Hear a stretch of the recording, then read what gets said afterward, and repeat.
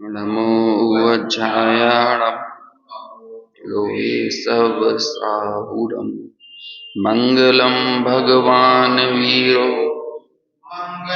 गौतमंगणी मंगलम कुंद कुंदाद्यो जैन धर्मोस्तु मंगलम सर्वमंगल मांगल्यम सर्वकल्याणकारकम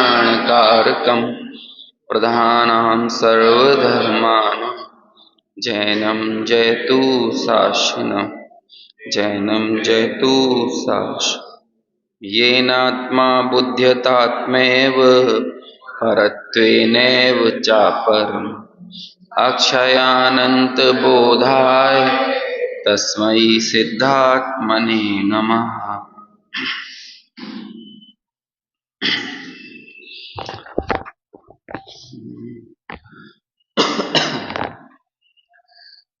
उनहत्तरवें नंबर के श्लोक की अपनी चर्चा चल रही थी, जिस श्लोक में आचार्य ने कहा कि अणु के योग वियोग में जो भी आकृति हमें प्राप्त होती है, मतलब ये जो शरीर निर्मित हुआ है ये परमाणुओं के या तो मिलने, कुछ परमाणु मिले हैं, कुछ परमाणु बिछड़े हैं, और ये सिलसिला जीवन भर चालू रहता है। प्रति समय ये पुद्गल स्कंद जिससे बनकर ये हमारा शरीर निर्मित हुआ है, प्रति समय कई परमाणुओं को ग्रहण करता रहता है, कईयों को छोड़ता रहता है। अब आप ये विचार करो कि ये सिलसिला जीवन भर चालू है, हम कौन से परमाणु पर अपनी प्रीति प्रदर्शित करें।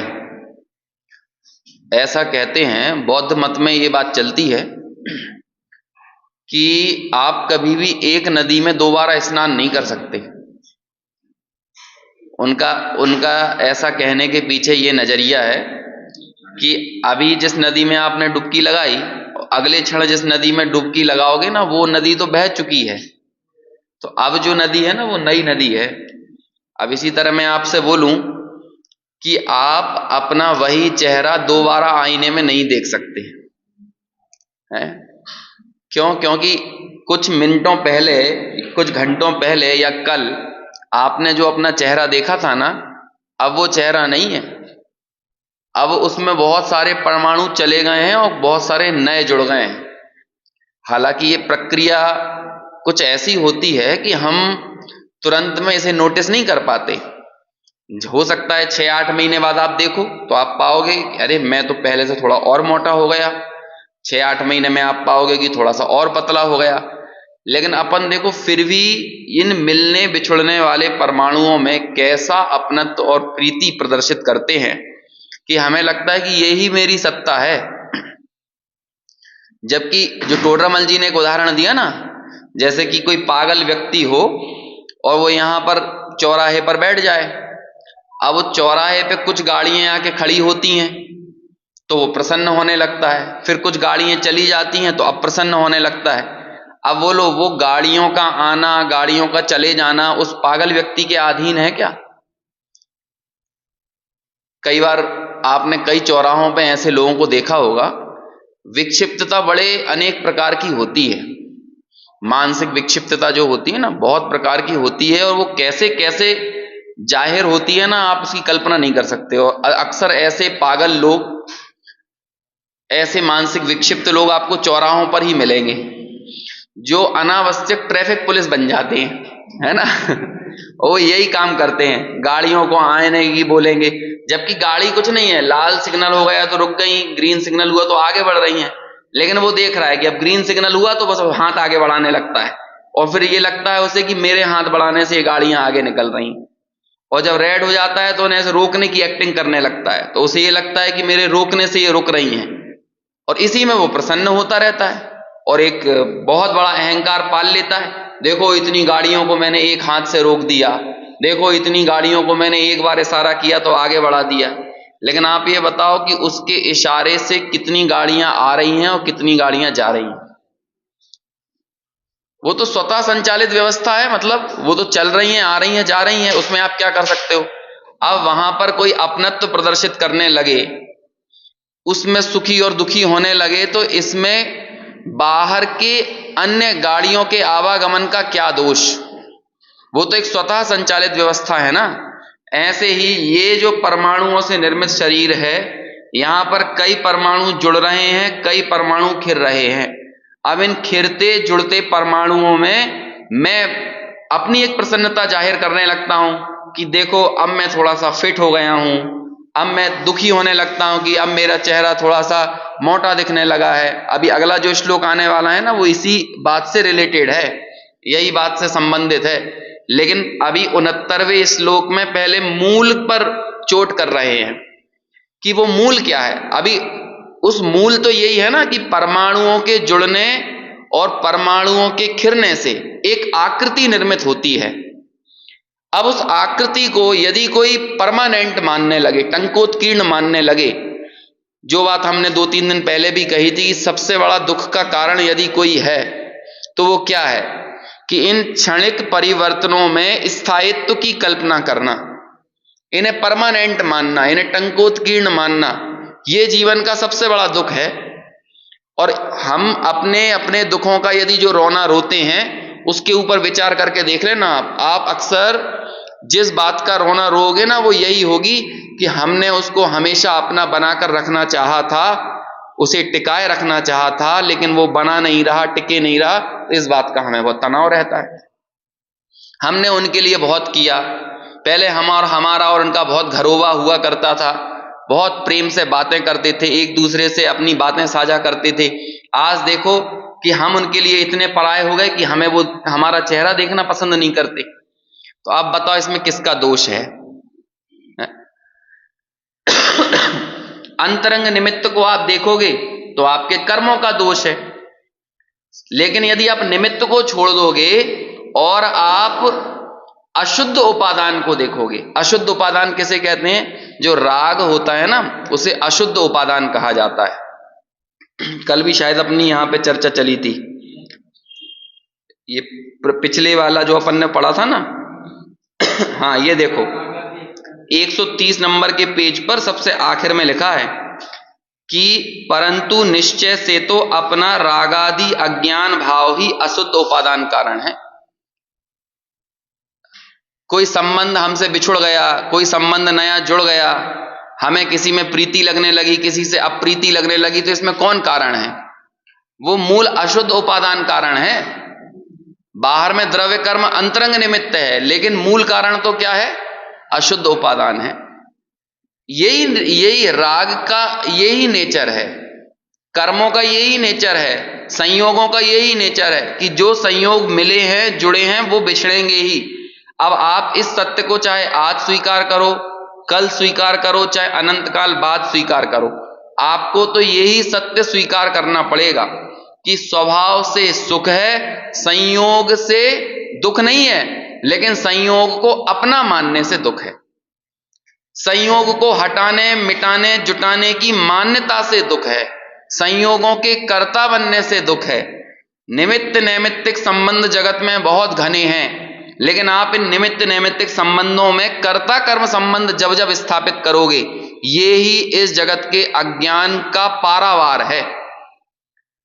311 या 312 नंबर की गाथा के बाद का श्लोक है समयसार में, ये कि अज्ञान का चरम क्या है, अज्ञान की महिमा क्या है। आचार्य से पूछा, अज्ञान की महिमा बताओ आचार्य क्या है? तो आचार्य कहते हैं कि दुनिया में सबसे बड़े अज्ञान की महिमा तो ये है कि ये जीव निमित्त नैमित्तिक संबंध में कर्ता कर्म संबंध स्थापित करता है। ये छोटे छोटे से जो स्लोगन होते हैं ना, ये तत्व चिंतन का यदि हमारे आधार बन जाए तो हम बहुत गहराई में जाकर अपनी विपरीत मान्यता को पकड़ सकते हैं। अब ये छोटा सा स्लोगन है, कर्ता कर्म संबंध, वो निमित्त नैमित्तिक संबंध को हम कर्ता कर्म संबंध मान लेते हैं। अब आप देख लो जगत में जितने भी संबंध आप जुड़ रहे हैं, जैसे कि आपने अच्छा खाया तो आपका क्या हुआ, उससे थोड़ा चेहरे पे चमक आ गई। अब चेहरे पे चमक आई तो आपको क्या लगने लगा? देखो मैं अपनी कितनी ज्यादा केयर करके अपने आप को कितना सुंदर बना सकता हूं। आपने सुंदर बनाया है? बताइए।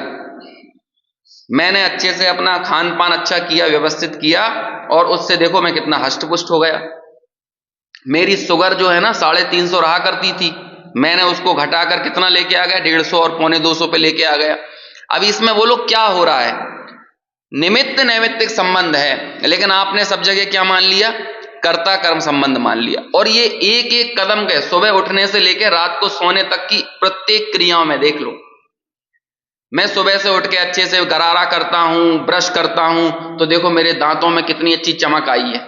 बोलो क्या है, तुमने चमकाए हैं दांतों को, निमित्त नैमित्तिक संबंध को कर्ता कर्म संबंध मान लिया। मैंने अपने बाल बच्चों के लिए सुबह से इतनी मेहनत करते हैं कि सुबह से उनका टिफिन बनाना, उनको तैयार करना, नहलाना धुलाना, आज जाके हमने उनको इतना काबिल बनाया है। बोलो क्या हुआ है, एक लाइन में उत्तर दो। निमित्त नैमित्तिक संबंध को कर्ता कर्म संबंध मान लिया। अभी शाम को तत्वार्थ सूत्र की चर्चा चल रही है, तो उसमें जीव का उपकार आ रहा है। जीव का क्या उपकार है, तो वहां पर बात आएगी परस्परोपग्रहो जीवानाम, परस्पर में एक दूसरे का उपकार करना। और फिर जब आचार्य से पूछा कि इसका थोड़ा विस्तार करो कि परस्पर का उपकार क्या होता है, तो क्या पहले तो उपकार का अर्थ क्या किया उन्होंने, निमित्त बनना, यही उपकार है। तो फिर उन्होंने दिया सुखी करना, दुखी करना, जन्म करना, मरण करना, ये सब क्या है, ये सब उपकार है। तो बोलो इन चारों चीजों में निमित्त रूप से उपकार है कि उपादान रूप से उपकार है, निमित्त रूप से है। अब ये निमित्त रूप के उपकार को हम कर्ता कर्म संबंध मान लें, निमित्त नैमित्तिक संबंध को क्या मान लेंगे, ये चार चीजें तो जीवन की सबसे बड़ी घटनाएं होती हैं, सुखी दुखी जन्म मरण। क्योंकि हमारा पूरा जीवन इन चार चीजों के इर्द गिर्द तो झूल रहा है, या तो किसी को सुखी करना, या किसी को दुखी करना, या जीवित रखना या मार देना, ये सबसे बड़ी घटनाएं हैं। अब इन बड़ी घटनाओं के अंदर में घटने वाली छोटी छोटी घटनाएं स्वतः इसमें सम्मिलित हैं। पाल पोस के बड़ा कर देना, इनका कैरियर बना देना, इनकी दुकान खुलवा देना, इनकी नौकरी लगवा देना, इनकी शादी करवा देना, है ना, मकान बनवा देना, घर खरीद देना, प्रॉपर्टी जोड़ देना, जितनी चीजें आप लेके आ सकते हो सब काय के लिए की, इसीलिए तो की, सुखी करने दुखी करने के लिए। अच्छा, सुखी और दुखी करने में कारण क्या बना, आप निमित्त कारण थे, लेकिन आपने मान क्या लिया, कर्ता कर्म का संबंध मान लिया। इसे आचार्य क्या कहते हैं, ये दुनिया के अज्ञान का सबसे बड़ा मूल है। मोह की महिमा वाला जो प्रकरण टोडरमल जी ने लिखा ना, वहां पर भी ये बात कही है। वहां टोडरमल जी कहते हैं कि या तो तू सबका कर्ता बन या किसी का कर्ता मत बन। लेकिन होता क्या है कि जो कार्य हमारे अनुकूल नहीं होता उसमें हम क्या कहने लगते हैं, इसमें मैं क्या कर सकता हूं, ऐसा ही होना था, इसकी होनहारी ऐसी थी, इसकी नियति ऐसी थी, इसकी प्रकृति ऐसी थी। तो अब वहां पे तो कर्ता नहीं बन रहा, और 100 काम में से कोई एक आध काम इसके अनुकूल हो जाता है, तो उसमें क्या कहने लगता है, देखो मैं नहीं किया है, मेरे कारण ऐसा हो पाया है। तो भैया या तो सबका कर्ता बन, ये क्यों इतनी बड़ी अनीति क्यों करता है कि कुछ का तो कर्ता बनता है और कुछ का कर्ता नहीं बनता। और प्रायः देखने में ये आता है कि 100 में से एक काम हमारे अनुकूल होता है, उस एक का कर्तव्य तो हम अपने सिर पर ऐसा ले लेते हैं कि दुनिया भर में ढिंढोरा पीटते फिरते हैं कि देखो मैंने ऐसा कर दिया, मैंने ऐसा बता दिया, मैंने समझा दिया, मैंने सिखा दिया, मैंने उन्हें सुखी कर दिया, मैंने उन्हें दुखी कर दिया। कितना ज्यादा इसका वो ले लेते हैं। किसी का अपमान करने का, मन में ईर्ष्या हो ना किसी के प्रति, तो हम अपमान करने की रणनीति रचने लगते हैं उसके प्रति। अब हमने 100 बार उसे अपमानित करने का या नीचा दिखाने की कोशिश की, 100 में से 99 बार तो ऐसा नहीं हो पाया, लेकिन एक बार मान के चलो हमने उसे नीचा दिखा दिया, तो क्या कहेंगे, देखो हम तो ईंट का जवाब ऐसे ही पत्थर से देते हैं। कितनी बार, अब जब 99 बार तुम नहीं कर पाए थे तब क्यों नहीं कहा ये बात, एक बार कर दिया तो तुम ये बोलने लगे। तो ये कहते हैं भाई ये निमित्त नैमित्तिक संबंध को कर्ता कर्म का संबंध मानना ये सबसे बड़ा अपराध है। और ऐसे ही पॉजिटिव वे में ले लो कि मैंने अपने आप को सामने वाले लोगों के सामने थोड़ा सा प्रतिष्ठित या अपना रुतबा दिखाने का प्रयास किया और मैं रुतबा नहीं दिखा पाया, 99 बार तो नहीं दिखा पाया, एक बार मैंने दिखा दिया।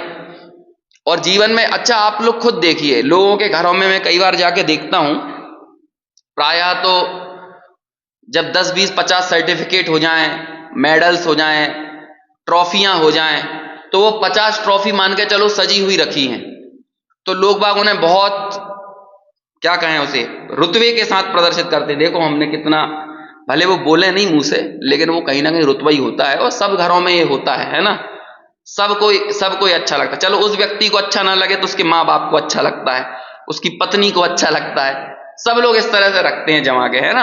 अब मेरे घर में भी मेरी पत्नी बोलती है कि एक वो बनवा लो, क्या कहते हैं, शोकेस, है ना, क्योंकि ये सब क्या कहते हैं वो उसमें भर के रख देते हैं मन बोरी वगैरह में सील्ड और ट्रॉफियां, तो कहते हैं यहाँ पे भरी अच्छी नहीं लगती, एक सील्ड वो बनवा लो, तो उसे देख देख के कम से कम अच्छा तो लगेगा और 4 आदमियों को भी अच्छा लगेगा। लेकिन मैं उस बारे में ये विचार करता हूं कि मान के चलो 50 सील्ड आपके पास हैं, लेकिन आपने जीवन में दिन कितने जिए। यदि किसी की उम्र मान के चलो अभी 365 दिन 10 सालों में होते हैं, तो अब 365 को 10 से गुणा कर लो, लगभग 3600 दिन होते हैं।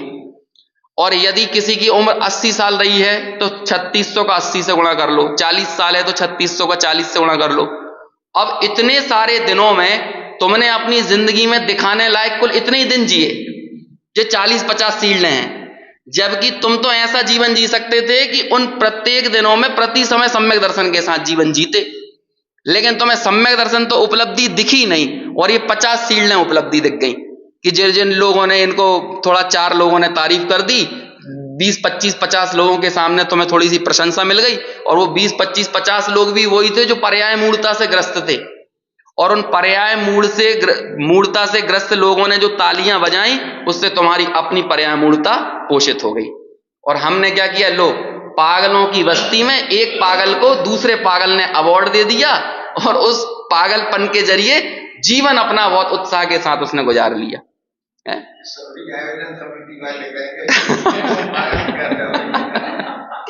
अब भाई बात तो यही है? अभी क्या कहें भाई, ये गुरुदेव के वंशज हैं तो ये बात ही कहना पड़ेगी। हाँ, जो 75 लाख रुपए के सोनगढ़ में जो मंदिर बनवाते थे ना, तो कहते थे कि 75 लाख का ये मकान बनवाया है ना तुमने, तो गुरुदेव कहते थे आमे धूल मां भी धर्म न थी। तो अभी दूसरे आते थे तो एक और 75 लाख का मकान बना जाते थे।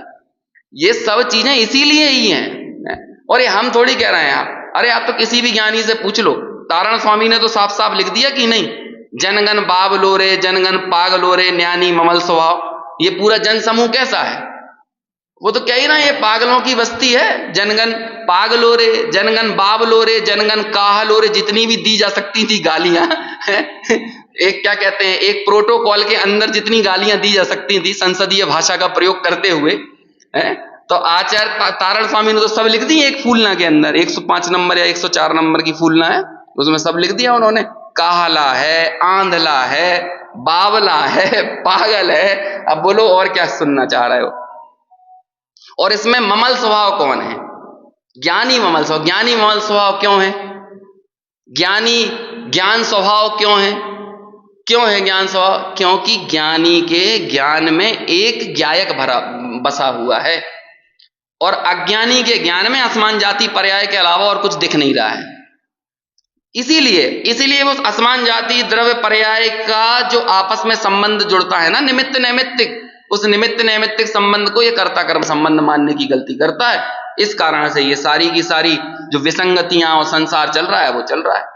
अभी आप ये अणु मिलते हैं, अणु बिछड़ते हैं, इन मिलने बिछड़ने वाली दशाओं में ये सोचता है कि मैं सुंदर हो गया, मैं असुंदर हो गया, मैं मोटा हो गया, मैं पतला हो गया, और उसी का कर्ता मानकर निरंतर अपने जीवन को व्यतीत करता रहता है।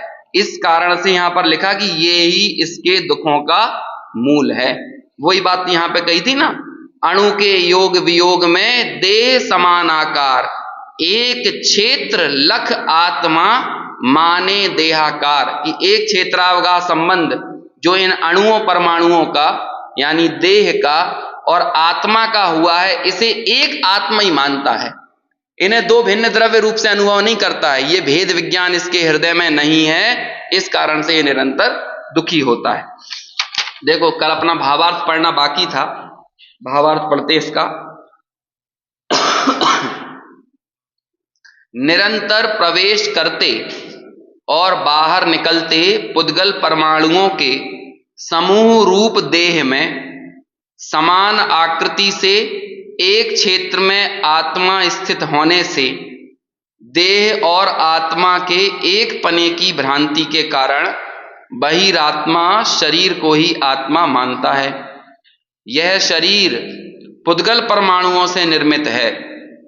ये परमाणु वह के वही कायम नहीं रहते। जो अभी अपन बोल रहे थे ना कि आप अपना चेहरा दोबारा आईने में नहीं देख सकते।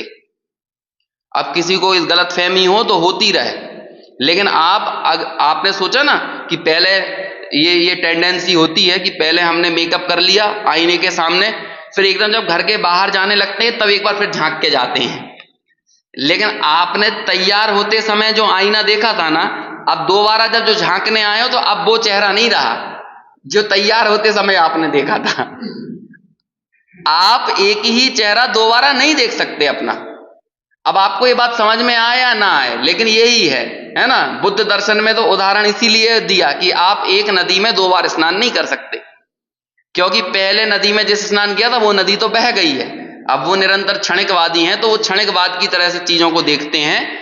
लेकिन जैन दर्शन तो कथनचित नित्य और कथनचित क्षणिकवाद को बताता है, अनित्यता को बताता है। लेकिन सच्चाई यही है, ये जो पर्याय है, ये असमान जाति द्रव्य पर्याय जो निर्मित हुई है, ये कैसे निर्मित हुई है? कुछ परमाणु मिले और कुछ परमाणु बिछड़े।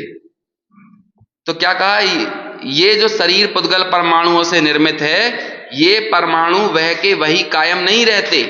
प्रति समय, प्रति सेकंड नहीं, प्रति मिनट नहीं, प्रति दिन नहीं, प्रति समय अगणित परमाणु शरीर से बाहर निकलते हैं और नए नए परमाणु शरीर में प्रविष्ट होते हैं।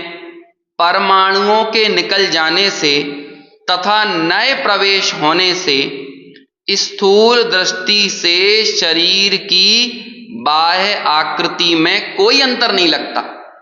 हमारी तो मोटी बुद्धि है ना, स्थूल दृष्टि मतलब क्या होता है? मोटी बुद्धि है ना। लोक में कह देते हैं कि बड़ा मोटी बुद्धि वाला आदमी है। लेकिन जितने भी पर्याय की इस निरंतर प्रवाहमान पने को नहीं जान रहे हैं और जो पर्याय को नित्य मान रहे हैं, वो सब लोग कौन है? वो मोटी बुद्धि है। यहां पर अच्छी भाषा में लिख दिया स्थूल दृष्टि, लेकिन स्थूल दृष्टि का मतलब क्या होता है? वही है।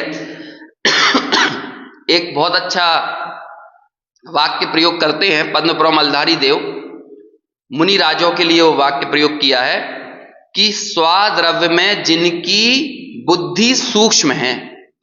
क्या लिखा उन्होंने? कई जगह पे है, मुझे जो अभी याद आ रहा है वो तो 38वें नंबर की गाथा में, 38वें नंबर की गाथा की टीका में है। ये वाली लाइन तो है ही, है ना। देखो मैं बताता हूं नियम सार में।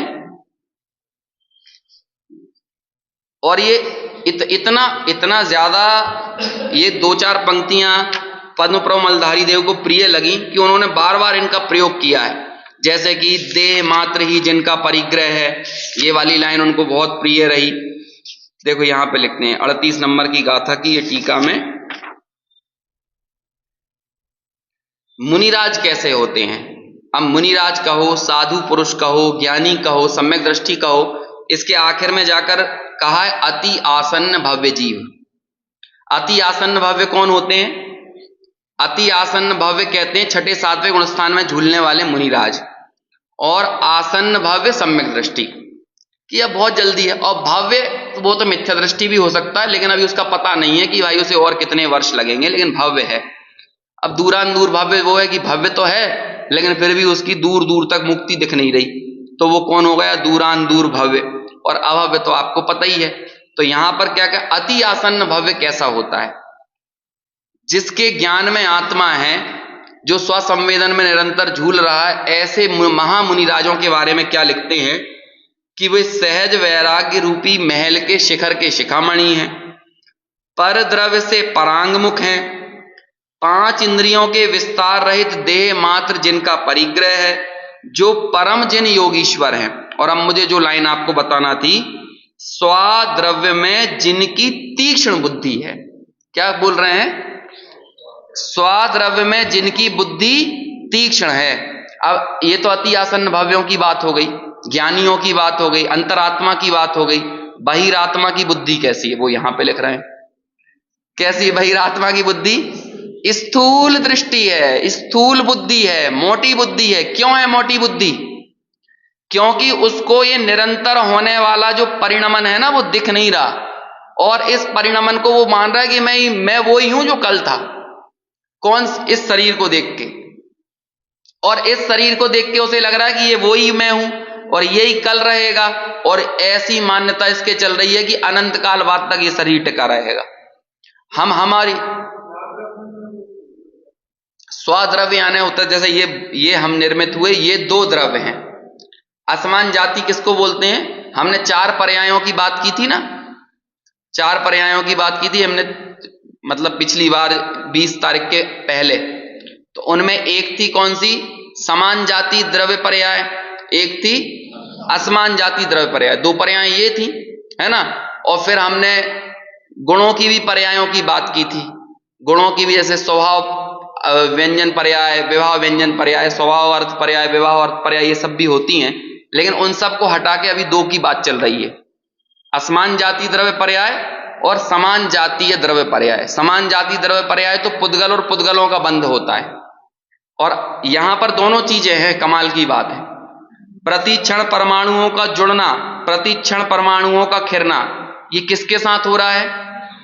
पुद्गल के साथ हो रहा है। लेकिन इसी समय पर एक दूसरा द्रव्य भी विद्यमान है, वो कौन है? जीव द्रव्य। तो जब आप अपने उस जीव द्रव्य को नहीं देखो और इससे ही अपनी सत्ता को देखो, तो वो क्या हो गया? स्थूल दृष्टि। क्या हो गया? स्थूल दृष्टि, है ना। और अति आसन्न भव्य जीव कैसे हैं? जिनकी इसमें दृष्टि नहीं है, जिनकी क्या है? स्वाद्रव्य में। स्वाद्रव्य मतलब अपने चैतन्य द्रव्य में, अपनी चेतना में जिनकी दृष्टि सूक्ष्म है, वो क्या है? उसे यहां पर लिख रहे हैं, स्वाद्रव्य में जिनकी बुद्धि तीक्ष्ण है। कितनी तीक्ष्ण है? कि आंखें बंद हो कि आंखें खुली हो, है ना। दोनों में उन्हें अपने आप में यदि देखेंगे तो क्या देखेंगे? मैं कौन हूं? सीधे इस देह को भेदते हुए अपने चैतन्य तत्व को ही देखेंगे, चैतन्य तत्व को ही देख रहे हैं। इतनी सूक्ष्म दृष्टि है। जैसे आपने अभी देखा होगा, ओलंपिक हुए थे ना, तो आपने एक व्यक्ति का, एक कहां का था वो, यहां का शायद इजराइल वगैरह का कोई था या तुर्की का था। वो कुछ नहीं, वो ऐसे आता था जेब में हाथ डाल के और निशाना साधने के लिए, आपने देखा ना, आपको तो मालूम होगा, है ना। तो एकदम ऐसा घूमता घूमता आएगा और इधर उधर देखेगा, बंदूक निकालेगा और सीधे निशाने पे बिल्कुल सेंटर में मार देता था। तो बोलो उसकी एकदम पूरी जनता के बीच में इतने सारे वो पार्टिसिपेंट्स हैं, लेकिन बिल्कुल डिस्ट्रैक्ट नहीं है वो। और जैसे ही आता है आपको लगेगा ये खेल कूद करने आए, ऐसा भी नहीं कि बिल्कुल आंख लगा के निशाना लगा रहा हो, ऐसा करो, बिल्कुल भी नहीं साधता था वो। इतना ज्यादा अभ्यस्त था वो अपने काम में कि वो आता था घूमता फिरता और सीधे जेब में हाथ डाले डाले और बस ऐसा करेगा और खट खट करके और दूर में बिल्कुल सेंटर में निशाना लगा देता था वो। तो इसे क्या बोलेंगे? अपनी उसकी दृष्टि कितनी सूक्ष्म थी अपने निशाने पर कि उसे और कुछ नहीं दिखता था सबकी उपलब्धता में। ऐसे ही भेद विज्ञान के चरमोत्कर्ष में जो मुनिराज हैं, जो महामुनिराज हैं, ज्ञानी हैं, अंतरात्मा हैं, वो क्या करते हैं? भोजन करते करते भी कहां हैं? अपने निराहारी स्वभाव को देख लेते हैं, है ना। सोचो आप, उनका विचार करो। हमें तो अरे चौथे गुण स्थान वाले सम्यक दृष्टि को तो बैठना पड़ेगा, थोड़ा सोचना पड़ेगा इस चीज के लिए, क्योंकि शुद्धोपयोग और शुद्ध परिणति में थोड़ा फर्क होता है। शुद्ध परिणति तो निरंतर रहती है, लेकिन शुद्धोपयोग निरंतर नहीं रहता। चौथे गुण स्थान में वहां पर विरह काल होता है 6-6 महीने का, समझ में आया ना, वासना काल जैसे बोलते हैं। लेकिन मुनिराजों का इतना विरह काल नहीं हो सकता है, उन्हें तो अंतर मुहूर्त में ही अपने स्वाद्रव्य को साध लेंगे। आपको दिख रहा है कि ये आहार कर रहे हैं, लेकिन आहार करते करते स्वाद्रव्य में जिनकी बुद्धि तीक्ष्ण है, और अपनी बुद्धि देख लो कहां पर तीक्ष्ण है। जैसे अभी हम ये सुन रहे हैं और सुनते सुनते भी कहां बुद्धि तीक्ष्ण है। अभी भी हमारे दिमाग में ये चल रहा होगा ना, इस 10:15 के बाद, 10-20 के बाद हमारी अगली प्लानिंग क्या है, हम जो काम अपना पेंडिंग में छोड़कर आए हैं वही करने जाना है ना। तो हमारी निरंतर बहने वाली धारा क्या है? देखो, थोड़ा सा सुनने में अटपटा लगेगा, लेकिन बात तो यही सही है। हम लोगों की निरंतर बहने वाली अशुद्ध परिणति में शुद्ध परिणति की बातें बाधा जैसी लगती हैं, लेकिन ज्ञानियों के जीवन में बहने वाली शुद्ध परिणति में कथनचित आने वाला शुभ भाव भी बाधा लगता है। देखो बात समझ में नहीं आ रही होगी। जैसे कि हम लोगों की निरंतर बहने वाली कौन सी धारा है? अशुद्ध धारा।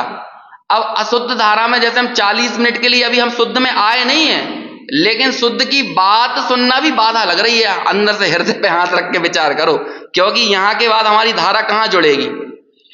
ऐसा लगेगा कि हाँ अब हमारा एकदम सुचारू प्रवर्तन होने लगा, लेकिन जब तक यहां बैठे हैं तब तक थोड़ी सी लग रही है ना। अब दूसरे सब कामों को होल्ड करना पड़ा है, उसमें भी लग रहा है कहीं ये ना छूट जाए, कहीं वो ना छूट जाए। जैसे मैं भी यहाँ ऑफिस से बीच में आता हूं तो मेरे दिमाग में भी चलता है कि कहीं अचानक में कोई बड़ी खबर ना आ जाए, है ना, ये दिमाग में रहता है। अभी ब्रेकिंग आ गई खबर तो क्या होगा, उसको तो तुरंत फ्लैश करना पड़ता है ना। तो अपने दिमाग में ये चल रहा है। तो अभी क्या चल रहा है कि देखो यहां पर बैठने के बावजूद भी मेरा जो प्रवर्तन है वो कहां है? वो तो उसी में है ना, जो कार्य हम होल्ड करके आए हैं। और ज्ञानियों के लिए स्वसंवेदन में इतने मगन होते हैं कि जब स्वसंवेदन से उठकर शुभ भाव में, भक्ति में, देवगुरु धर्म की भक्ति का भाव उनके प्रकट हो जाए, व्रत संयम का भाव प्रकट हो, तो वो व्रत संयम का भाव भी स्वसंवेदन की धारा में बाधा लगता है। अब आप सोचो क्या क्या कितनी विपरीत स्थिति। और ये विपरीत स्थिति दोनों की क्यों है? क्योंकि एक की स्वद्रव्य में बुद्धि तीक्ष्ण है और एक की स्थूल बुद्धि है। और वो स्थूल बुद्धि क्यों है? कि वो इन असमान जाति द्रव्य पर्यायों को ही क्या मान के चल रहा है? यही मैं हूं, यही मेरी सत्ता है, इस रूप से अनुभव करता है। देखो स्थूल दृष्टि से शरीर की बाह्य आकृति में कोई अंतर नहीं लगता, तथा आत्मा और शरीर का एक क्षेत्रावगाह रूप संबंध है। इसलिए दोनों की आकृति समान होने से अज्ञानी जीव को भ्रम होता है कि यह शरीर मैं हूं। उसको अंदर स्थित आत्म तत्व का ज्ञान ही नहीं है। कोई मानने स्वीकार करने के लिए तैयार नहीं है कि यह मैं हूं। अब आप सोचो कि करोड़ों आदमी वहां पहुंचा है, शरीर की डुबकी लगा के आत्मा को शुद्ध करने की कोशिश कर रहा है, करोड़ों आदमी। अभी इसमें ये तो कितना अन्यायपूर्ण व्यवस्था हो गई दुनिया की। आप सोचो, आप यदि थोड़ी सी भी किसी की गाड़ी में कट मार दो ना और वो रिपोर्ट करा देगा, तो आपको थाने में हाजिर होना पड़ेगा कि आपने भाई बिना जानकारी के या गलती से आपने किसी की गाड़ी में जरा सा टच कर दिया ना। इतना छोटा सा अपराध भी क्षम्य नहीं है कानून की नजर में। अब आप सोचो वो प्रकृति कितनी अन्याय वाली है जो आपके सारे पापों को एक डुबकी में क्षम्य कर दे। इससे ज्यादा अन्यायपूर्ण प्रकृति कोई और हो सकती है कि कोई ने, मतलब आप सोचो ना, चोरी की हो, डकैती की हो, लूट की हो, बलात्कार किया हो, और कहते हैं आपके सारे अपराध क्षम्य हैं, आपने एक डुबकी लगाई। देह की डुबकी से आत्मा क्षम्य हो गई। ऐसा अन्यायपूर्ण व्यवस्था कहां है, जबकि इसका कोई लिखित प्रमाण नहीं है। अरे हम कह रहे हैं जैन ग्रंथों को तो जाने दो, सनातन संस्कृति में भी ऐसा कोई प्रमाण नहीं है। यदि आप पुराने ग्रंथों को देखोगे ना तो आपको वहां भी ऐसा कोई प्रमाण नहीं मिलेगा कि जिसमें यह बात लिखी मिल जाए कि इससे आपके पूरे पाप धुल जाते। लेकिन चल रहे हैं। अब सरकार की जिम्मेदारी है कि इस अज्ञान को दूर करे, लेकिन सरकार काय को अज्ञान को दूर करे? उन्हें तो वोटों से मतलब है। जब तक ये अज्ञानी बने रहेंगे तब तक वोट बैंक चलता रहेगा। लोगों में समझदारी आ जाएगी तो कहां से चलेगा? और बढ़ाएंगे और कहेंगे, है ना, इससे पूरा देश विश्व गुरु बन रहा है ना। अब आप सोचो, इससे विश्व गुरु बन रहा है। अरे आपके विश्व गुरुत्व का प्रतीक क्या है? आपको समझ में ही नहीं आ रही है बात कि विश्व गुरु किससे बनेगा। विश्व गुरु बनेगा भेद विज्ञान से। भेद विज्ञान, निज द्रव्य को अपना अंश पर में ना मिलाए और पर का अंश अपने में ना मिलाए, ये बुद्धि जब लोगों के हृदय में रहेगी ना, ये आपको विश्व गुरु बनाएगी। नहीं तो आपको तस्कर बनाएगी और कुछ नहीं बनाएगी। जो हमने कल तस्कर की बात की थी, तस्करी से ज्यादा और कुछ नहीं हो सकता है। शरीर और आत्मा को दूध पानी की तरह एक क्षेत्रावगाह स्थिति है। शरीर इंद्रिय गम्य है और आत्मा अतीन्द्रिय गम्य है। अज्ञानी को इंद्रिय ज्ञान होने से वह शरीर को ही देखता है, आत्मा को नहीं देखता। इसलिए वह शरीर को ही आत्मा मानकर एकता बुद्धि करता है और शरीर संबंधी राग द्वेष करता है ना। देखो स्पष्टीकरण और पढ़ लेते हैं। जहां तक इस आत्मा को ज्ञानावरणादि द्रव्य कर्म यानी रागादि, भाव कर्म और शरीर आदि 9 कर्म में यह मैं हूँ और मुझ में ये कर्म 9 कर्म हैं, ऐसी बुद्धि है, वहां तक यह आत्मा अप्रतिबुद्ध है। ये 19वें नंबर की समय सार की गाथा है, उसी का अर्थ किया है। श्लोक में यह नहीं कहा है कि कर्म के कारण जीव भ्रम में पड़ता है, परंतु वह अपने ही अपराध से वैसे भ्रम में पड़ता है। इसलिए यथार्थ रूप से आत्मस्वरूप को समझने की इच्छा करने वालों को आत्मा को देह से भिन्न भाना चाहिए, ऐसा कहते हैं। और अब देखो, जब मिलते बिछड़ते परमाणुओं से निर्मित आकृति को जब ये आत्मा कहता है तो आखिर में कौन सा रिजल्ट सामने आता है ना? हम ये तो नहीं कहते ये मेरा अणु, ये मेरा परमाणु, लेकिन मिलते अणु परमाणुओं से वो क्या कहता है? तो वो श्लोक नंबर 70 में अब कह रहे हैं। गौरः स्थूलः कृशो वा वाहमित्यंगेन विशेषयन्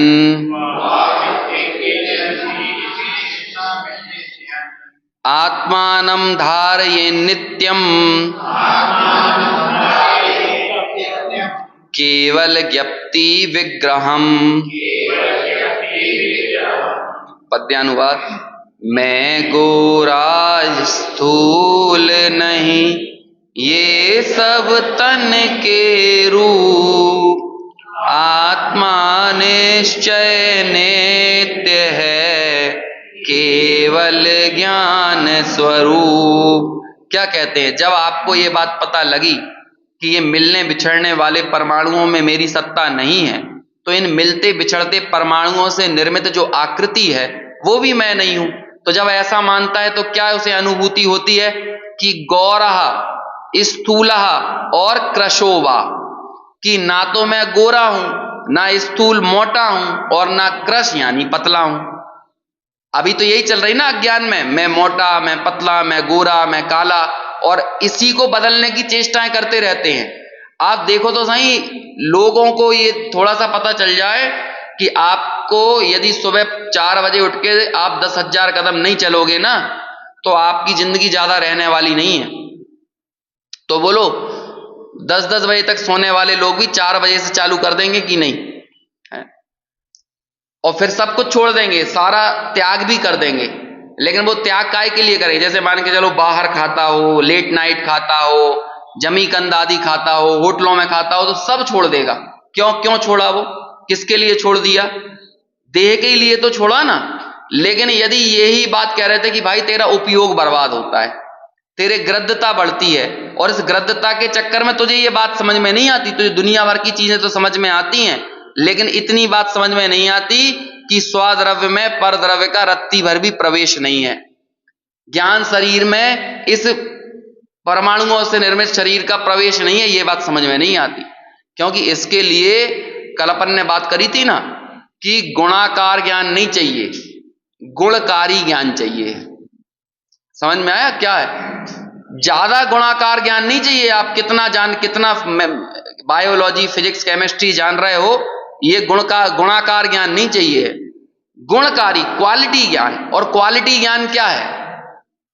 कि अपना अंश पर में नहीं मिलाना और पर का अंश अपने में नहीं मिलाना। और जब ये बात उसे समझ में आती है तो क्या कहता है? गौरः स्थूलः कृशो वा अहम इत्यंगेन अविशेषयन, ये सब रूप मैं नहीं हूं। अहम यानी मैं, अंगेन इस शरीर के साथ अपने को अविशेषयन, अविशेष यानी एक नहीं करना, एक रूप अनुभव नहीं करना। अभी हमने क्या मान लिया था कि मैं इस रूप ही हूं। अब मैं इस शरीर के मोटे पतले गोरे काले होने से अपनी विशेषता मान रहा था, लेकिन जब मुझे ये बात पता चली कि ये मेरा स्वरूप नहीं है, तो मैंने क्या किया?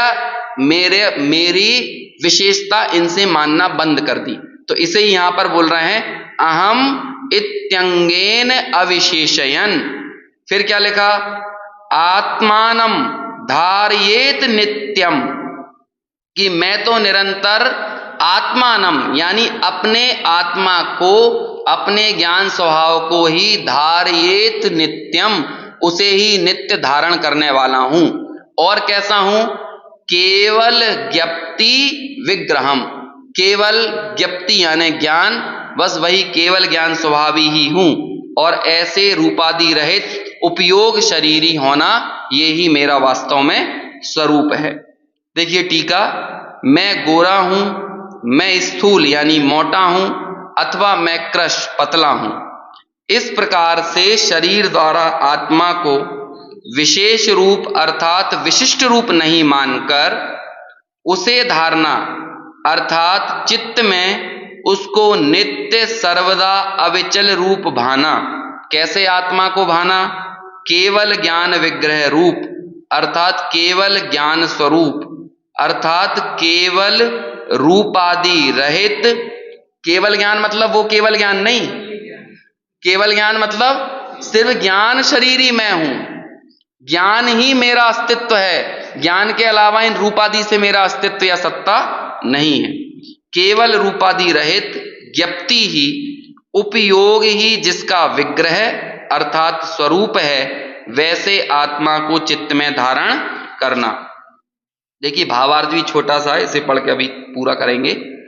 गोरापना, स्थूलपना, कृशपना इत्यादि अवस्थाएं शरीर की हैं, पुद्गल की हैं, आत्मा की नहीं।